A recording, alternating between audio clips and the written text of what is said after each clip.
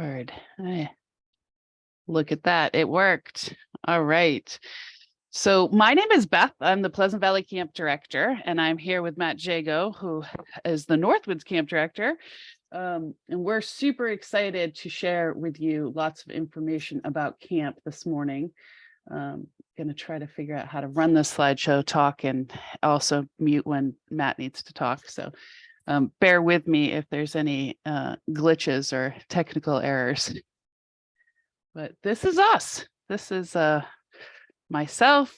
I've been working for the Y here in Tuftonboro, New Hampshire for the last 8 summers. Well, 8 years, actually. I came for one summer with the intention of moving on and actually going abroad, and I ended up staying, taking on a year-round job, which has a little more to do with the administrative side of camp and running our groups and our weddings and our functions that happen throughout the year, as well as having the amazing opportunity to be Pleasant Valley's camp director currently.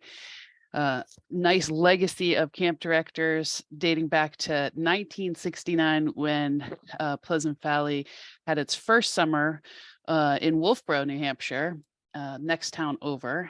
And then in, I think it was 89, we took over a lot of space here at the camp you're coming to this summer.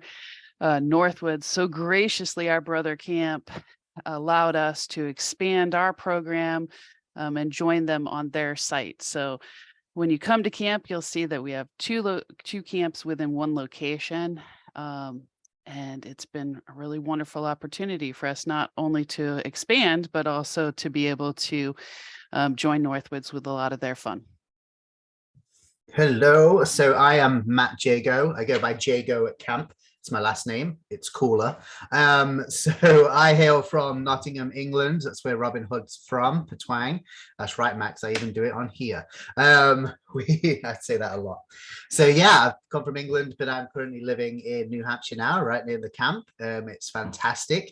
I've been doing this now for 2 decades, 20 years. It's amazing. I love it. Yeah, currently just done my master's in coaching and mentoring in education, and then currently doing my doctorate, which is tough, as you could imagine. But yeah, this is the 95th year of Northwoods. It started in 1929, and yeah, I've been the director now for 8 years and still loving it every day. It's great. Shall we go on to the next slide? I forgot to mention that we have our reunion. So your 95th celebration and our 55th celebration. Kind of impressive.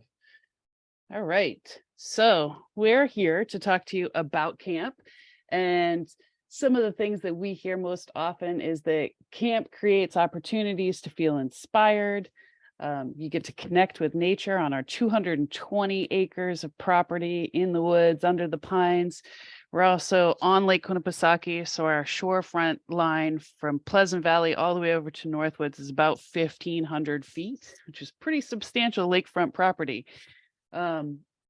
This opportunity of coming to camp allows you to connect with others and build some of those lifelong friendships that we as staff have done over the years, which is incredible.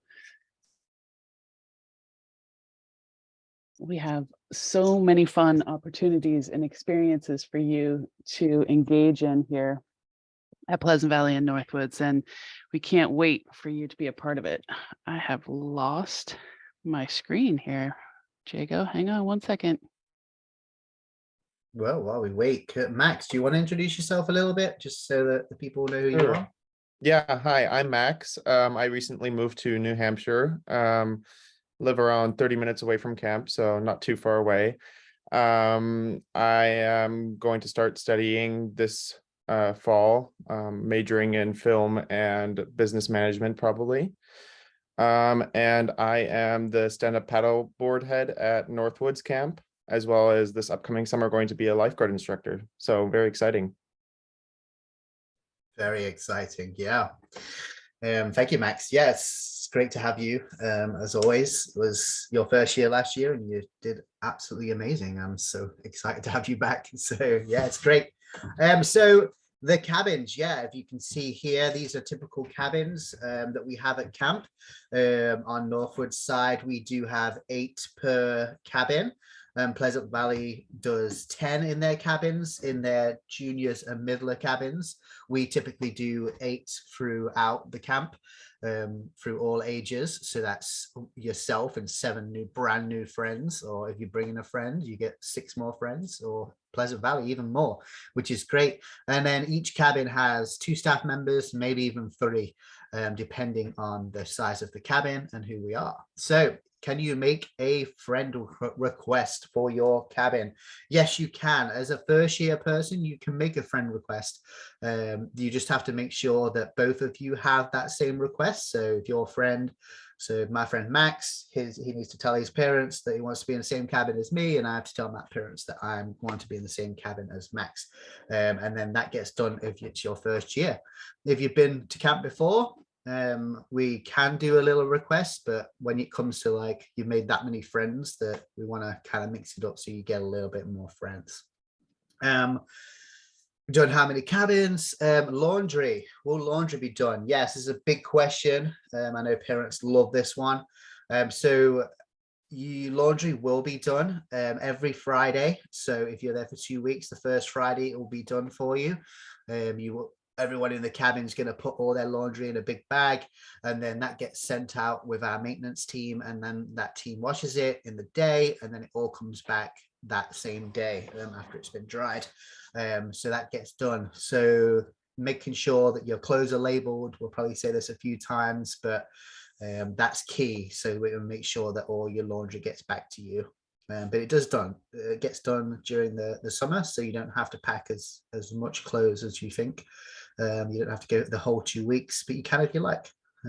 Any more on that, Beth? Yeah, back to the labeling. Labeling is huge. We have an immense amount of lost and found at the end of every session.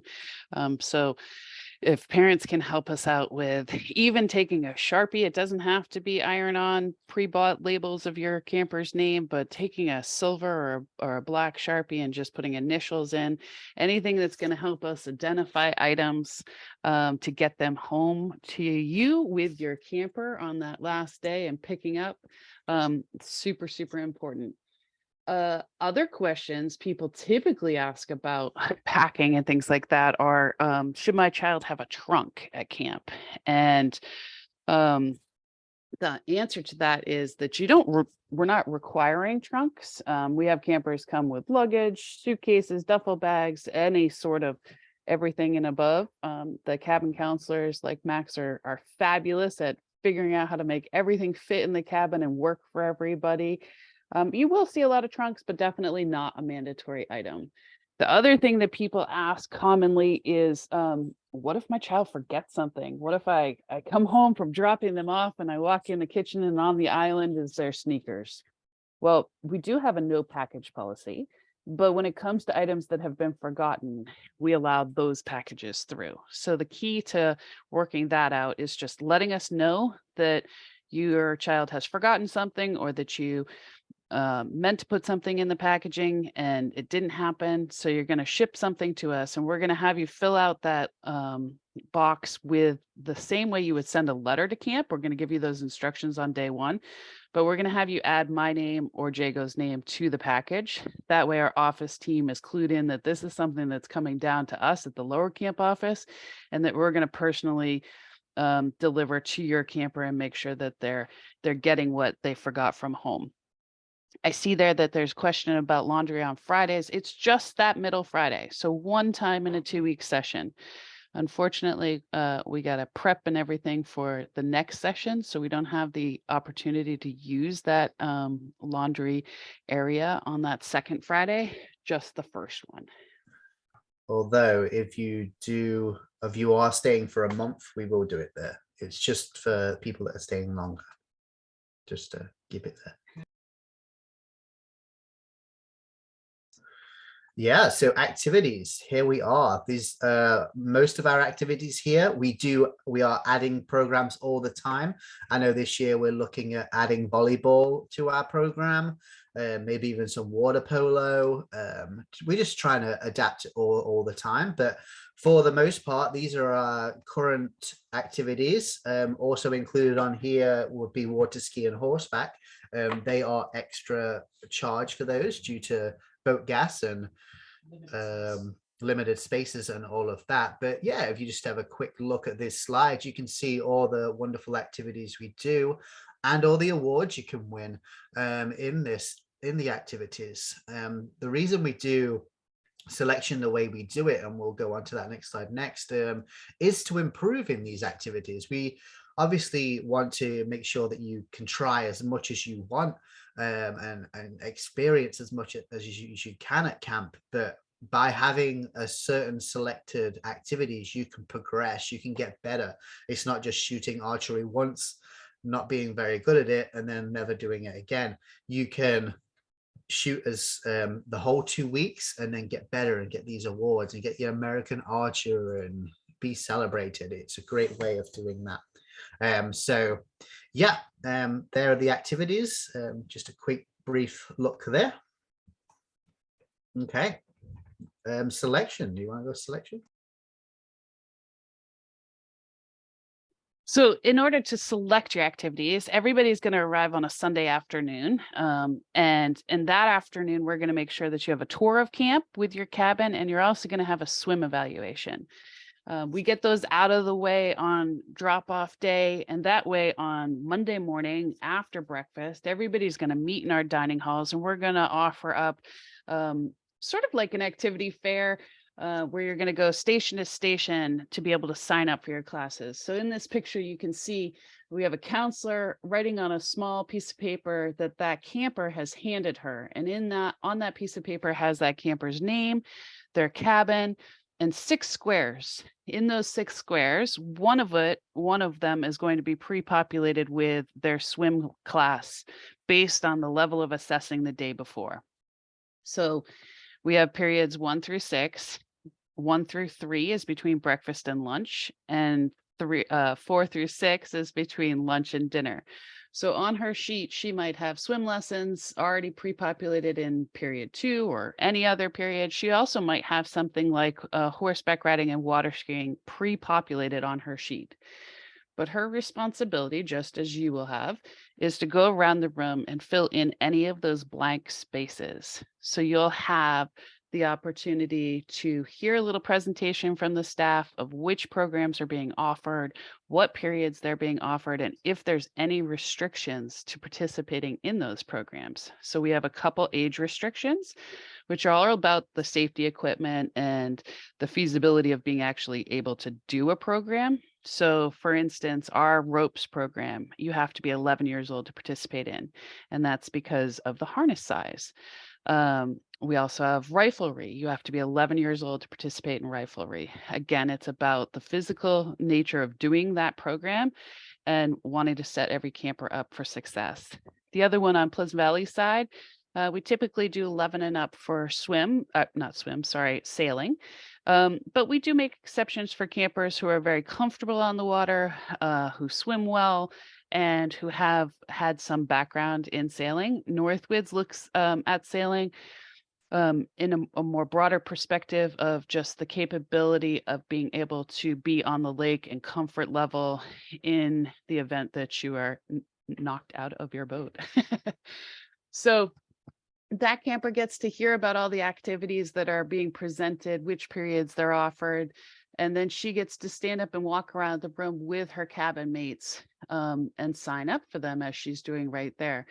In the event that you start to struggle or you have any issues, all of the staff that are in your cabin and in your village or your section are going to be right there with you, plus the senior team to help you manage making sure your schedule is going to work best for you for the entire 2 weeks that you're at camp. So when you're finished with that, we review your schedule. We make sure that we haven't set you up to be at the waterfront one period, all wet, and then having to be all the way up at horseback at the top of the hill, which is pretty much the furthest activity area away from the waterfront.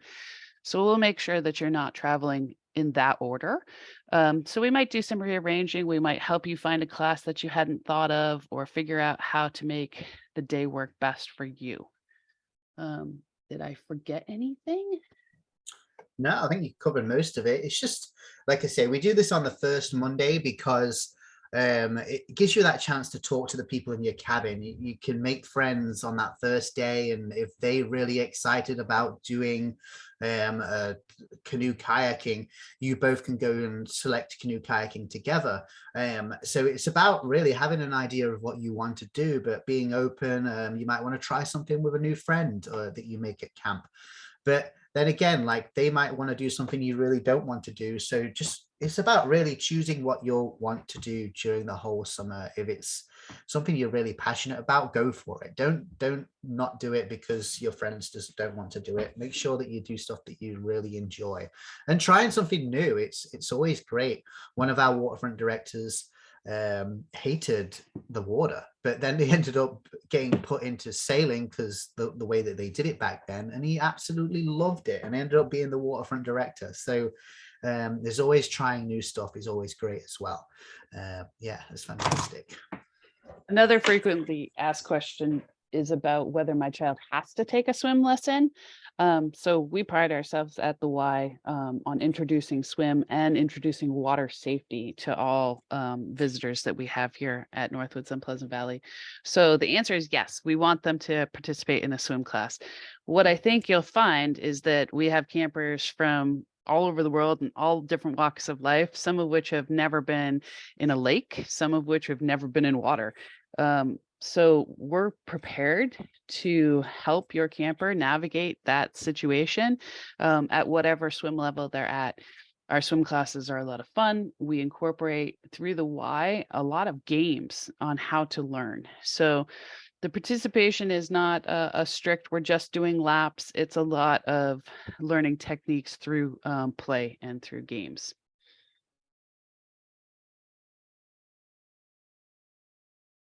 The next one.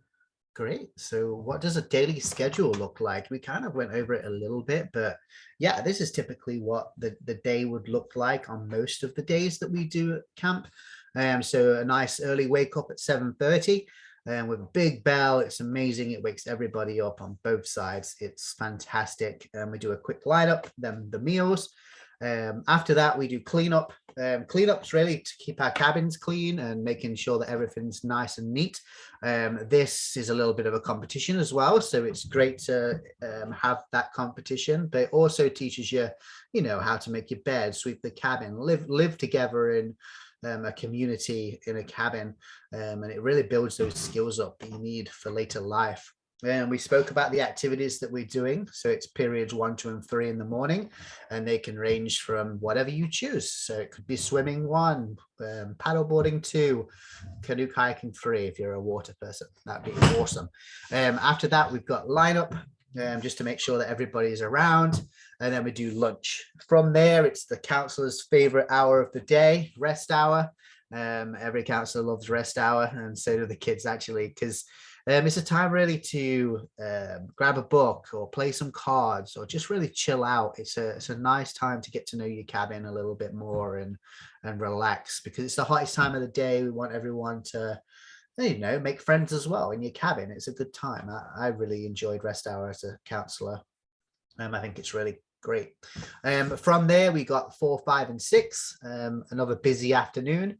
So after that rest, you can enjoy your afternoon activities and have all the energy. From period 6, we do cabin time. So cabin time is really a little bit like rest hour, but you can be a little bit more active. And really, it's just a time to get ready just before dinner, a time just to reflect on the day, enjoy yourself a little bit. Again, meet up with your cabin mates, have those conversations about what you did that day. Another great time. We do an evening lineup just before dinner. And our lovely dinner, we'll talk about that in a minute. And then evening activities, so they can range from all different stuff. I think we have a slide next that kind of explains that. And then dive, we have dive, and then the lights out around 9:30. And people are going to ask, what is dive? Dive stands for discussions, insights, values, and evaluation. Yeah, so what that really means, though, is the council will ask you a question during that time, just before sleeping. And it really gets the cabin to talk to each other, bond, build those strong relationships, but they do it in a fun way. Like, these questions can be really super fun. One question could be, if you stranded on a desert island, what 3 things would you bring and why? Like, that's a really good one. Another one is, what would you shoot out your belly button if you could? Anything you want. A bean. A bean. Skittles. Beth loves Skittles coming out. I'm a meatball fan, you know, a little meatball on the road. So yeah, that's dive. We do have alternative days, but yeah, so this is a typical schedule. You want to go over that, Beth? Yeah, so we do have alternative days of the program days. There's a lot to look at in these sample schedules here. But we've already talked about how on the Sunday you arrive, we have sectional or village campfires that evening to get to know everybody. We have on Mondays that morning where you're going to choose your activities, and then in the afternoon you're going to have a mini version of your schedule so that we can get you to those locations. You can learn about where they are, who's going to be teaching them, and who's going to be with you in each of those program areas. And the fun part about the mini schedule in the afternoon is it gives you the opportunity to be able to get all those rules and regulations and the what I call the boring stuff out of the way day one. Then when you wake up on Tuesday, you jump right into your regular activities, and you'll see throughout this schedule, either Pleasant Valley or Northwoods, that there's regular activity days. The first Thursday, though, is a little bit different. You see free choice and cabin day, or cabin day and hobby day on Pleasant Valley side. So that's our first alternative day. And what that means is we're going to let you choose from some activities that we present to you ahead of time. And you get to do those activities sort of after you've had a chance to make some friends. Maybe they're not your best friend that you've already joined with, isn't in all your classes or isn't in a lot of your classes. So free choice and cabin day gives you that opportunity to be able to do some electives that are different from your regular schedule with your friends. You might see things that are regular schedule activities. So low ropes might be an option for your activity day or your free choice day. And you know that ropes is on the schedule because you saw that. Maybe you're actually signed up for it. The idea of offering programs that are already offered are for the kids who didn't get to participate in those programs. So maybe I'm choosing my schedule and I have 3 choices. I only have 2 periods open that I'm electing for on Monday left. And I bump ropes out of it because that's not the highest priority for me. So on that alternative Thursday, I might choose to do some of the low ropes elements so that I get a little taste of what ropes is like. And then next year when I come back, I'll have a better understanding. And when I'm choosing my classes, I might choose that activity as one of my main regular day activities. We also have alternative things on Pleasant Valley side. We like to name them really funny things like mermaid lessons, which is code for games in the water where you're just going to be swimming and having a ton of fun. We also do like unicorn training, which might be going up and hanging out with the horses. Last year, we took some horses out of the barn, brought them to our upper ball field, and we painted them. And we also learned how to do lassoing and made a whole fun unicorn day out of hanging out with our horses. So those alternative days are sort of scattered into your 2-week session just to give you a break from the regular schedule that you're participating in. Gives you an opportunity to meet other people and engage in different options. The middle Sunday is co-ed day. On the example here, we have land carnival. Other examples could be a water carnival or some sort of LARPing, which is live action role play, where we all get together, Pleasant Valley and Northwoods, break up into teams and compete or participate in different stations that are activities throughout the afternoon, which can be a ton of fun. Then you'll see we have another alternative day on the second Wednesday. And I think that covers the alternative days and the different schedule. The fun things about our evenings is that they shift from what activities we're doing. So your activities might be with the entire camp, respectively Northwoods and Pleasant Valley. It might be just with your village or your section, or it might just be with your cabin. And that depends on which night it is and what's going on. So tons of fun there. That's great. Max, do you have a favorite evening activity? Favorite evening activity. I love Escape to Northwoods. It's where we start at the upper ball field, and there's a whole bunch of counselors and CITs scattered throughout the woods, and you're going with your cabin down to the lower ball field to ring the bell and try to avoid getting caught by CITs and counselors. It's a whole lot of fun. Yeah, you can be really sneaky or you can be quick. It's a good time. I really like that one too. It's real fun. There's a great question in our chat that says, when in the schedule do kids have a chance to use the bathroom, brush teeth, wash up, etc., and bathrooms, cabins, or elsewhere? The cabins are actually no electricity, no bathrooms, but each cabin that you're in has the ability to see a bathhouse, or on the boys' side, they call them LT for latrines, which is really close by. Those all have electricity, nice hot running water, and individual toilets and individual stalls for showering. The only thing communal is the hand washing sink area, which is individual sinks, but it's in an open area for everybody. We also have outdoor showers, so those are tons of fun to take advantage of. The Northwoods is actually building like 8 more new ones. Pleasant Valley is going to get some new ones at some point. We're really excited. Our dream is to have outdoor showers attached to every bathhouse or LT on our camp someday. But for now, using the bathhouses, taking showers, brushing teeth, all that stuff is the basic expectations any parents would have. So in the morning, we're going to encourage the campers to go back after breakfast. When they start to get dressed and ready, they're going to be encouraged to use the bathhouse, wash up, brush their teeth, whatever they need to do. If they want to shower before the start of the day at our camp, the counselors will prep them on the night before of like, is there anybody who wants to wake up prior to lineup to have an opportunity to use the bathhouse to take a shower? Other than that, each section, each village is going to have a system that they arrange themselves on how to share those bathhouses so that everybody gets opportunities throughout each week to have showers, to use the space. Obviously, brushing teeth and going to the bathroom happens every night. There isn't a schedule about that. But as far as shower, scheduling, because we have so many campers, they do a little routine with that.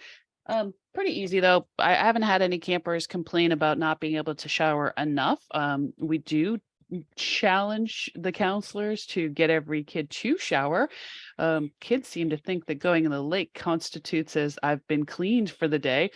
And as much as we as staff love a good lake shower, that's not something that flies. So we do make one promise. So we're going to get your kid to shower as much as we feel that they need to. And that might be the senior staff coming in and just giving a little nudge to certain campers who are reluctant to get in the shower. But we have lots of people who can help with stuff like that. We also like it when kids shower on the last day of camp because we want to send them home smelling good so that your first impression of them is not that they stink. So that makes life a lot easier. The last thing I was going to say is there was something about, in the event in the middle of the night that your camper wakes up, they are going to be told by their counselor cabin team on that very first night who they should wake up.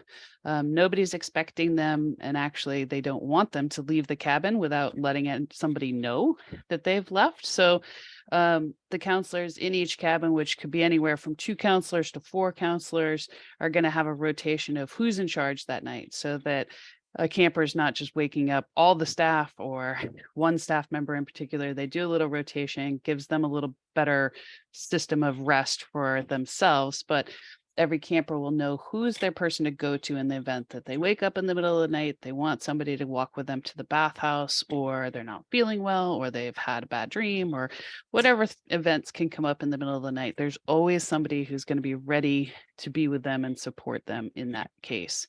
What I like to tell parents, though, is that my first summer, I was absolutely shocked at how confident kids are with the proximity of our cabins to bathhouses, and the way there's a light on the outside of the bathhouse and how easy it is to travel to, that I see 8-year-olds get up in the middle of the night. Our youngest campers need to use the bathhouse. They'll let that counselor know. The counselor will offer to go with them. And oftentimes they're like, nope, don't need you. And they go zip to the bathhouse, zip back, no problems. There's plenty of light from the moon and the stars. It's actually pretty remarkable how traveling around camp at night is comfortable for kids.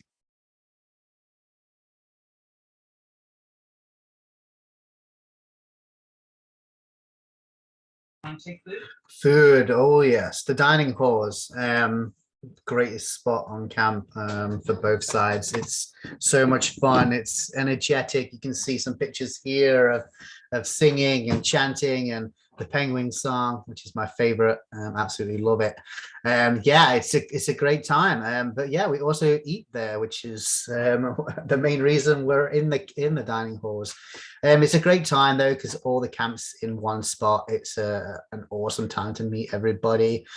Table groups will differ as well. So we had your cabin group, you've got all the activity groups that you're with, but you also will have a table group, and that's where you get to see other people in the camp. So a table can be full of a couple of juniors, a couple of trailers, middlers, seniors, LIT, a CIT, and then a couple of staff members. So you get to meet someone from all different age groups.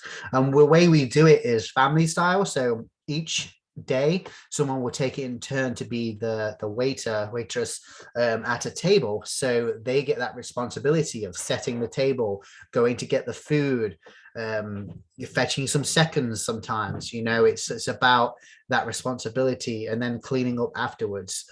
It's a really good time, and it really instills that family style, that family community, and it's amazing at the table, and you get to really bond with that table. I love it because I get to spend some time with people on my table as well.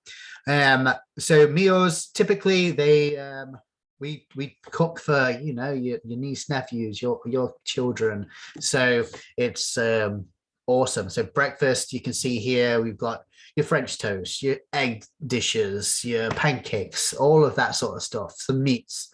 And that differs every day. It can rotate around and change. But if you don't like that, we also have like a fruit selection, yogurt, cereal. So there's always that alternatives. And then the lunch and dinner, as you can see, typical lunches, typical dinners, lighter stuff at lunch with your grilled cheese and some chicken nuggets, tacos, all that. And then at dinner time, you've got your nice turkey dinners, your spaghettis and pizza and mac and cheese, and it's absolutely delicious. In those meals, if you're not too fond of the meal that we have, we've got salad bar all the time, fruit, and always some butter and jelly as well. So there's always those alternatives. And then after dinner, every single dinner, we get dessert. So yeah, get excited for that.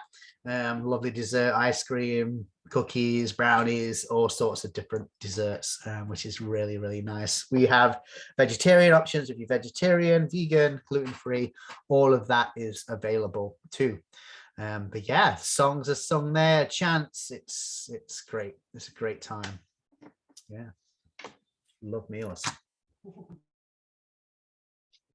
So yes, meals are super popular. We get really good reviews because, like Jago said, our chefs are actually, these amazing cooks from different parts of the world, different parts of the United States. They tend to work in facilities that are high end, 4 or 5 star establishments, and then they come and they spend the summer with us, and they make us, grilled cheese sandwiches because that's way more popular for kids than the stuff that they're used to making in the off season.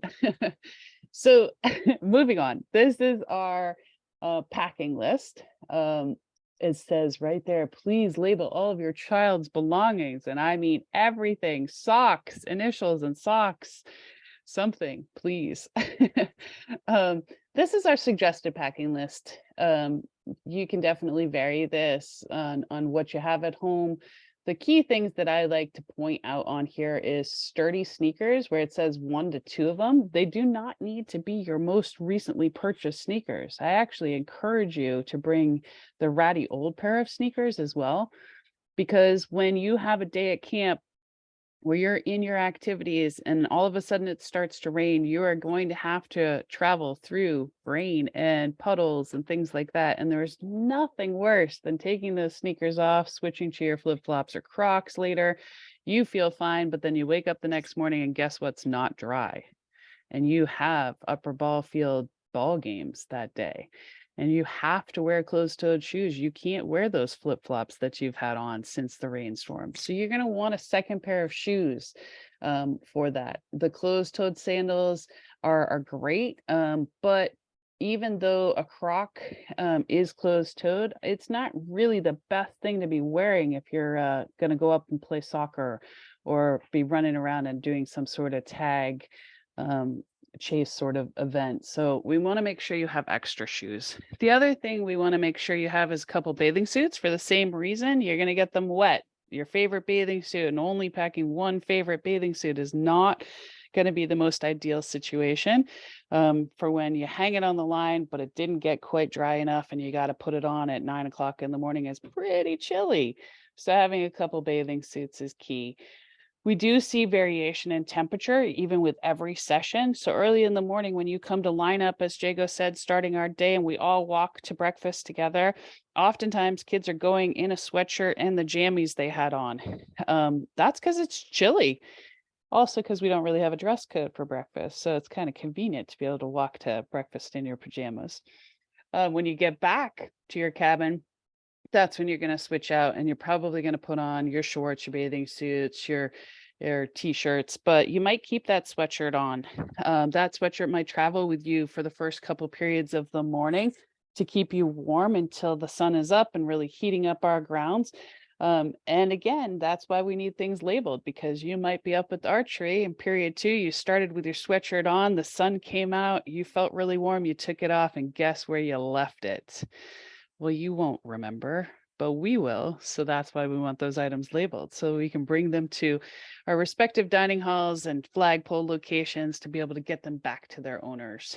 A raincoat is great, something light you can throw on over stuff. We don't stop our activities just because it's raining. We'll stop them in the event that it's unsafe to continue, and we'll move to an alternative location and we'll do an alternative variation of our activities, but we don't stop just because it starts sprinkling. It's actually quite fun to be out in the rain, especially in the summertime with all your friends. One other thing I like to mention is we have sunscreen and bug spray on here as suggested packing items, but we also have those items at camp. So if you get down to the waterfront, you didn't put on sunscreen, we are going to frequently remind you about applying sunscreen. And if you don't have it, then we're going to provide it for you. We have plenty of it. One key thing is just make sure that you as a camper, or you're telling your camper if they have any sort of allergy to traditional, bug spray or sunscreen, so that we're not encouraging them to put on our items if they have any sort of allergy or intolerance to the general kinds. Flashlights, headlamps, batteries, those are all great things to have. It's very, very little amount of time during the day when it's actually dark. I know I said that the cabins don't have electricity, but the counselors oftentimes have lanterns that they'll use in the cabins. Sometimes they'll have battery operated string lights, so you won't be in a dark cabin.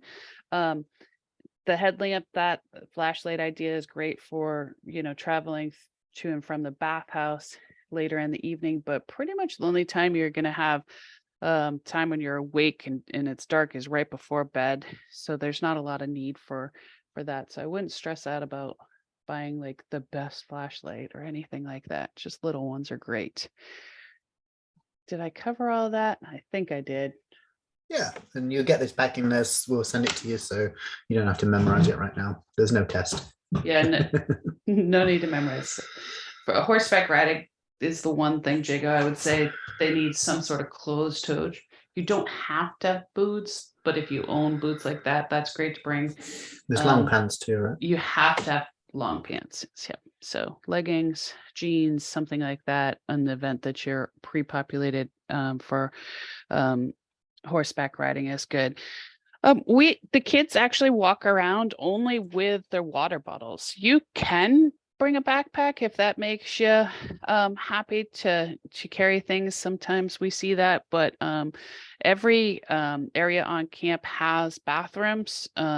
Every area on camp has water station refills. So really it's just your water bottle we want you to carry with you.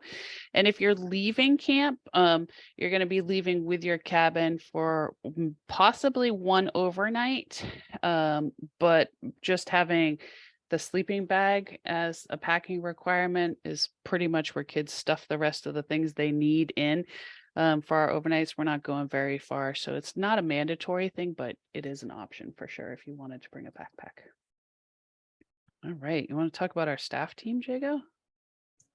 Yeah, so we have plenty of staff team. To say we've got Max on with us, and our staff are really these things that you can see here. It's we have an amazing team.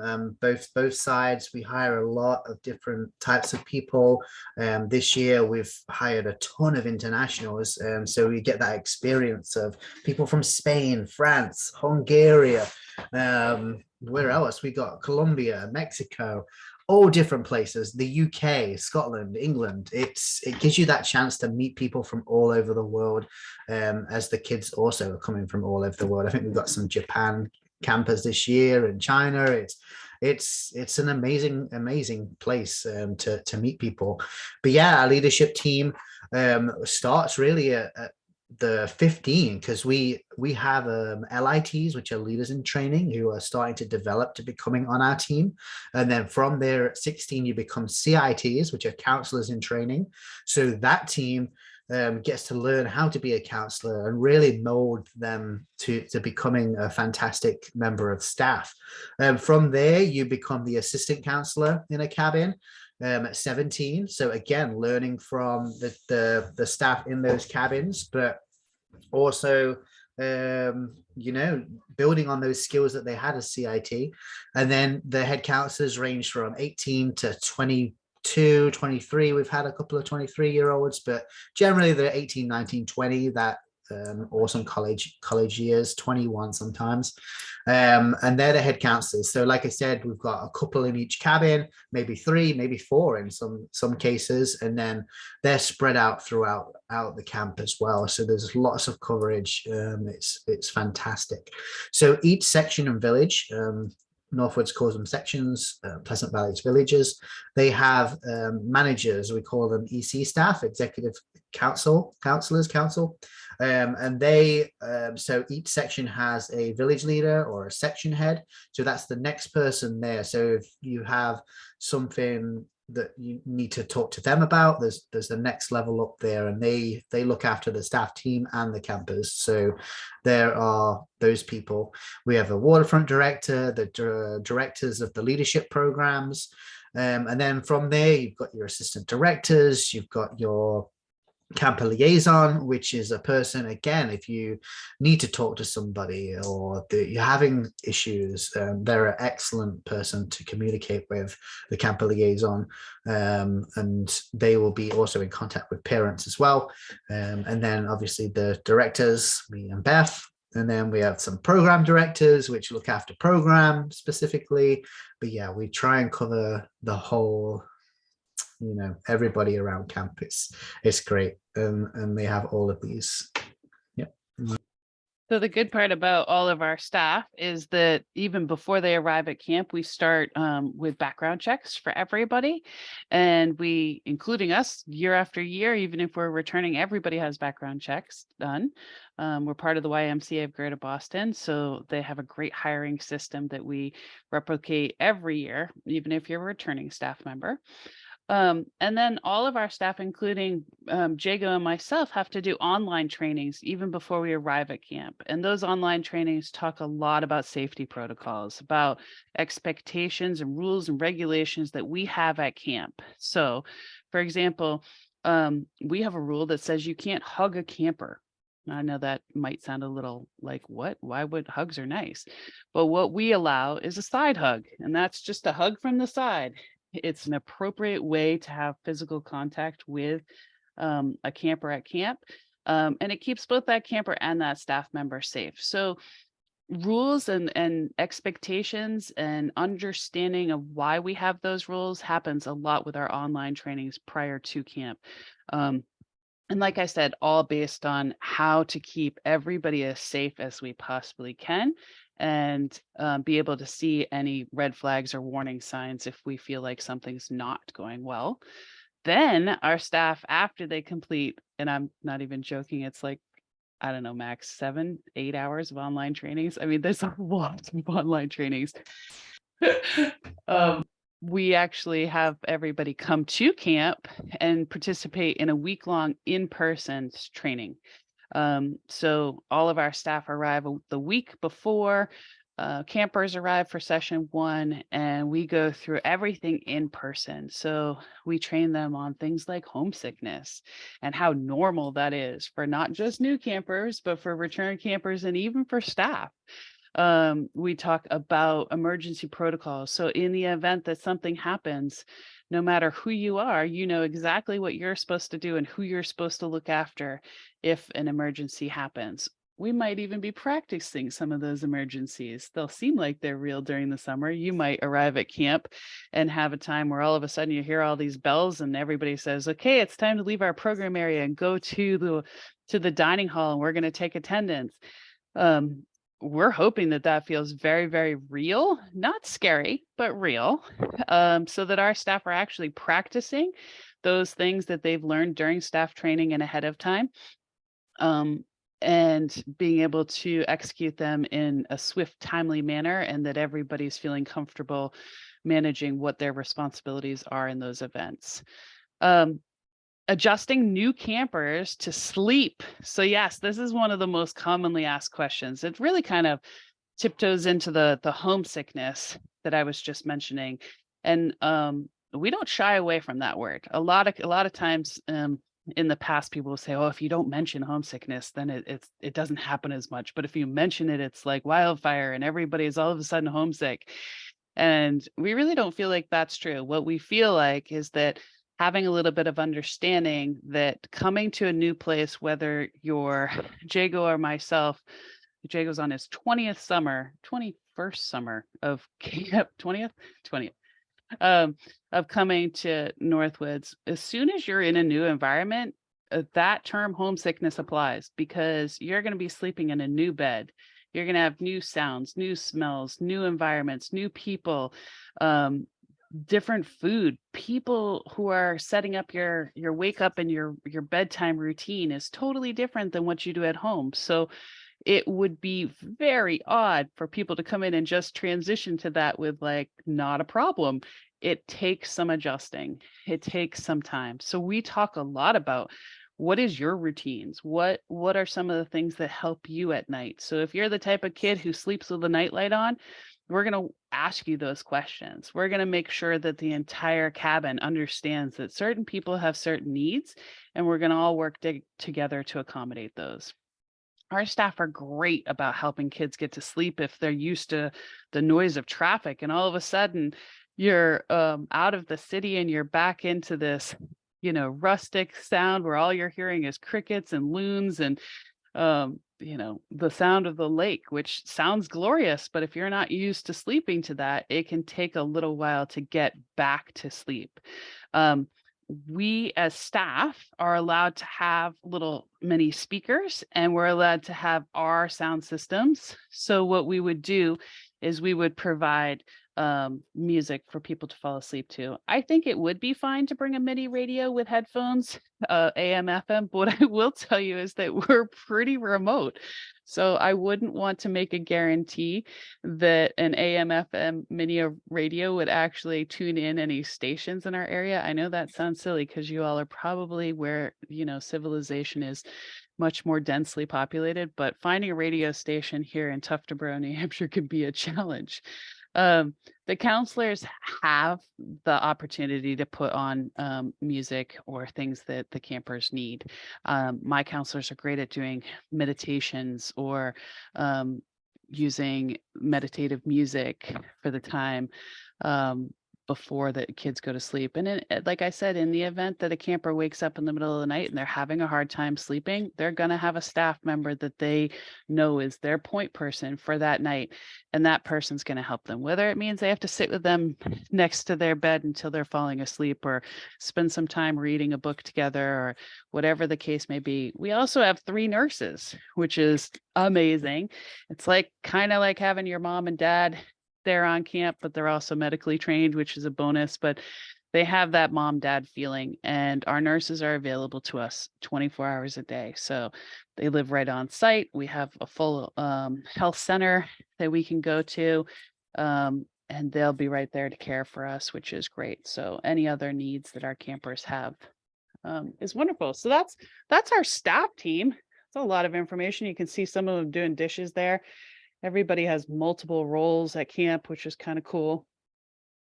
Diving into how to prepare for camp, like the basic responsibilities you guys have. And I'm sure you've all received your emails, parents, from Deb, our office manager, who does not take camper paperwork lightly. I actually was CC'd in on a couple emails, and it gave me a little anxiety because I was like, oh my God, have I done my camper paperwork? And I don't even have a kid at camp. So I empathize. It is a lot. But we appreciate you getting all of that done. It helps us manage everything that we need to manage on our end while we have your kids and we're taking responsibility for those kids. Our nurses are the big part of why we want camper paperwork completed ahead of time, because they start to review it. And if you, I don't know if Jacob mentioned totals, but I have about 150 campers. You have about 150 campers per session. So 300 times 4, that's a lot of individual files to review. So the sooner we have camper paperwork in and we know what's going to be happening with your kid, the better we can manage it.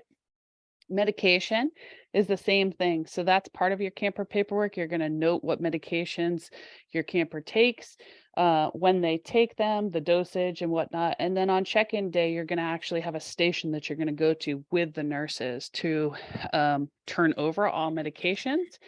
And those medications are then logged, recorded, and kept in our health center locked. The nurses have distribution times at breakfast, lunch, and dinner, and then evening meds from the infirmary. So they actually come to our meals and dispense medication if it's a breakfast, morning, midday, or after evening med. And then there's the later evening. So the counselors from the cabin will bring campers who take evening meds right before bedtime. They'll take them to the health center to have those distributed as well. The other thing that we talk a lot, well, not a lot about, but we talk about is making sure you understand your trip transportation plan. If you're planning to drive your camper to camp, we'll have the directions and all the information you need and what time you need to arrive on that first Sunday, as well as what time to pick up on the Saturday morning, that second Saturday morning. We'll also tell you about the staggered times that we do arrival and pick up, so that it helps with the flow of traffic and not having you waiting in line for hours and hours and hours. We do have bus transportation from Massachusetts. Emails will be given out on those with information on where you're going to meet, who you're going to meet, what time you need to be there, and any other instructions. And that's for those campers that are coming via bus. When you bring your child there, there's going to be a staff member there, just like the nurses are at camp, for drop-off day who are going to assume responsibility and take all of the medication with, as well as instructions and notes about them before your child gets on the bus. So they'll handle that for you right there when your child's, before your child gets on the bus. We suggest reviewing the camper packing list, again, labeling all your camper items. And then Companion is part of the registration system that you're working in to do your camper paperwork. And there's been emails sent out about how you can sign up for Companion, which is a system where our staff that are photographers are going to upload photos every day. And that'll be where you get to see them as parents, guardians, caregivers. And then there's also information in there on how you can write a letter through that system, which then gets processed and printed by our camp photographers and put into our regular camper mail, just like a regular letter would. So those are some of the tips that we suggest on how to prepare for camp. And at this point, we're happy to open the floor for questions. We can talk about anything that we may have missed or anything we didn't think of. Let us know. Yeah, any questions at all? You come off mute. Come off mute as well if you'd like.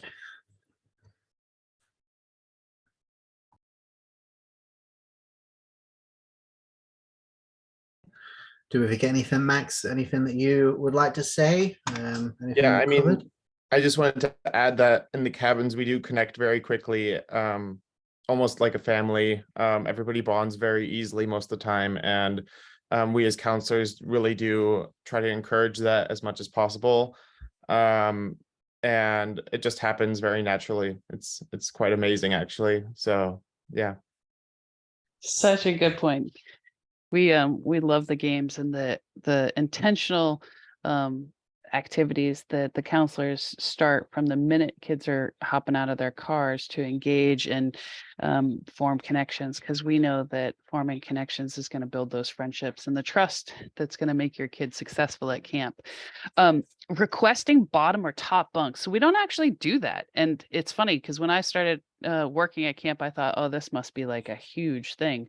What we find is that campers are really great about communicating and sharing if somebody gets down to the cabin and they really had their high hopes for a bottom bunk or a top bunk, or they really need to have a bottom bunk, issues with climbing or stability or fear of heights. Kids are always willing to switch around. So it's not such a big deal. And it's always worked out really well for all campers. I haven't had any problems with it. But no, we don't do requests. We actually just manage it on the day of. Campers actually can write like the traditional letters home. So we suggest you pack them with some stationery, some envelopes with stamps and pre-addressed whom you would really love them to write to, so that they have that. The app is not something that they can respond to. It's only an incoming option. We can, of course, get letters out. We have pretend mailboxes they're not like US mailboxes, but mailboxes outside our dining halls, which we instruct and show campers that that's where they're going to drop any letters that they want going out. And then again, that office team is going to collect them. And on the daily before they go and pick up mail, they're going to gather all those letters that want to go out and take them out. Dance. Oh, I'll let you guys talk about the dance. The last day of camp is a Friday and it's regular program activity. The only thing that's different about the last day of camp is that we have, well, except session 4, that's the one exception to the last day of camp. Sessions 1 through 3 is regular camper activities. And then in the evening, we do an awards banquet.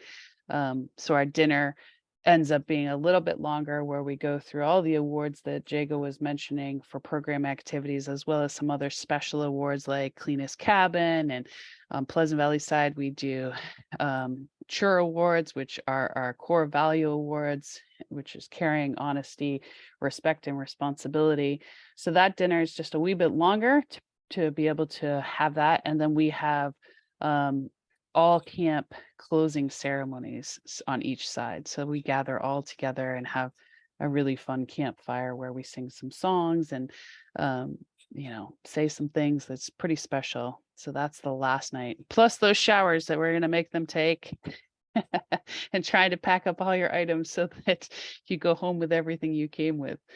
But okay, Jago and Max, you guys can talk about their dances. Go on, Max. You've got this. Yeah, so depending on which section or village you are in, the dances are co-ed. So like our co-ed day, the two camps do join, which is very exciting for the campers a lot of the time, because the campers get to see the other side of camp basically. And so like I said, depending on the section or village you're in, for juniors, for example, we have a fire truck that comes by, and it's an ice cream social fire truck event. So the fire truck sprays water, and it's a lot of fun for the juniors. And then for the trailers, we go over to PVC's waterfront, and we have music, and there's a lot of dancing and fun for the trailers and middlers, where we join together for that. And then the seniors, they go up to the upper ball field, and they have their own kind of bigger dance party, and they have a lot of fun up there as well. So it's a lot of interaction with the two different camps, a lot of dancing, a lot of fun. And for the juniors, they have ice cream. The middlers and the trailers and the seniors, they have cookies and other treats. So a lot of fun. Yeah, and sometimes we have games going at the same time. So if dancing's not really your thing, you can hang out and play some games as well with some of the counselors, so, and other people. Yeah, it's great. It's good fun. So yeah, a nice t-shirt, it definitely gets the Northwoods campers to shower for sure. So that's always a plus on our end, which is good. So a couple questions in our chat. Back-to-back campers staying 2 sessions. They do have the option to leave camp just as a regular camper is checking out on Saturday morning, and they can be checked out as well and come back that Sunday afternoon. We will email you prior to the end of the first session to share with you what options they have available, and ask you whether you'll be picking up your camper for the day, for the night, or whether you're going to be leaving them with us so that we can have a lot of fun hanging out with them. Those holdovers is what we call them, are a great opportunity for our campers that families are too far or don't have the opportunity to come up for just the day to be able to stay with us, do some small group activities, chill at our waterfront. It's really nice. So a lot of kids just stay, but we'll give you the options prior to the end of the first session and have communication and understand what you guys have planned with pickup times and instructions about that. You can definitely bring 3-drawer, the little plastic units that you're referring to. And then what is granny lunch? So some of our lunches are themed. There is nothing that you need to actually bring to camp that meets the requirements for these, because there aren't requirements. Our cabin counselors, especially on PVC side, really get into these themed lunches, and they're going to help you with your items and their items to mimic coming to lunch as if you were a granny. So you don't have to have any packing requirements, and they're going to talk through each one of the themes before they happen and get you psyched up and prepared and set you up for those. A lot of times they have stuff that they're going to share with you too. So no worries there. Cool. Do we have any other questions? Yeah, and we've gone quite far in time, so we don't want to hold everybody up as well. And keeping this to an hour, we've just gone over a little bit, but yeah.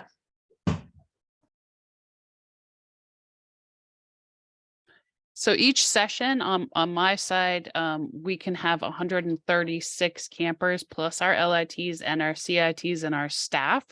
So we end up with about 225, 230 people in total for each session at camp. Session 1 is the June. Yep, that's the one you're referring to. It's not actually full yet. So if you have any friends or people you want to refer them to coming to camp, that's an open session too. How often do staff check in with campers to see how, oh my gosh, on the hour? I mean, Max is nodding with me. I would say campers definitely are checked in with minimum on the daily from their counselor team. But the great part is that they're going to have sort of, it takes a village mentality of our staff. The counselors are going to talk to the table counselors and say, I have Max, I have this kid in my cabin and I noticed they were a little down today. How'd they do at meals with you? And then the counselors are also going to know who the program staff are. So if I have a camper that was, like I said, feeling a little down to start with, I had a little check in and talk with. Now I've checked with Max and I know they ate well or they didn't eat well, whatever the result may be. I'm also going to check in with, as a counselor, I'm going to check in with the program staff of that camper's activities and say, how did Max do during, archery today? Was he involved? Was he sitting aside? Did he seem a little down? Was he his usual self? And so they're going to all communicate and work together. Check-ins happen like throughout. That's our job, to be looking for those cues and any sort of red flags that we see. And as Jago mentioned, we have the camper liaisons, which are great people to tag in those moments that, I'm a camper counselor in a cabin. I know my camper's not doing super great. I've already communicated with Max and we know that like maybe there are some red flags going on. The two of us might be teaching activities, so we can't stop and pull that camper out, but our camper liaison can. They can go and shadow them through activities, have opportunities to chat, offer times to walk away and have conversations. So there's a lot of, like I said, it takes a village to manage the groups, and we really lean on each other heavily to make sure everybody is doing what they need to support every camper and every staff member. Who should I contact to see which session I signed my camper up for? I had to switch sessions and I want to double check that he's in the correct session. So I have a couple links that I'm going to put into the chat. Thank you for saying who. This gives me the opportunity to remember to drop these links in for you guys. They're fun ones to check out. YouTube videos, things like that. But then I would say either myself or Jago or just the camping services at ymcaboston.org is the best resource for general Bring this down and questions. see the people. And that gives us the opportunity to be able to send your questions to the appropriate person to answer them. So I'm putting in the chat now. It's YMCA Camping Services. Yep. That'd be the best email address. Camping Services at ymcaboston.org. The people in the office manage that. So if it's a question that relates to nursing, they're going to forward your email to the nurses. If it relates to a director question or a finance question, that'll come to the directors or the business manager. So that's a good place to start. And then your questions will get to the right person. All right. Thanks everybody for coming. Thanks for coming, Max. I appreciate you coming on and sharing. It's fun to hear from your directors, but I think it's a lot more fun to hear from the staff. And we appreciate your time this morning. Absolutely. Yeah. Thank you, everybody. Goodbye. Have a great day, everyone. See you at camp soon.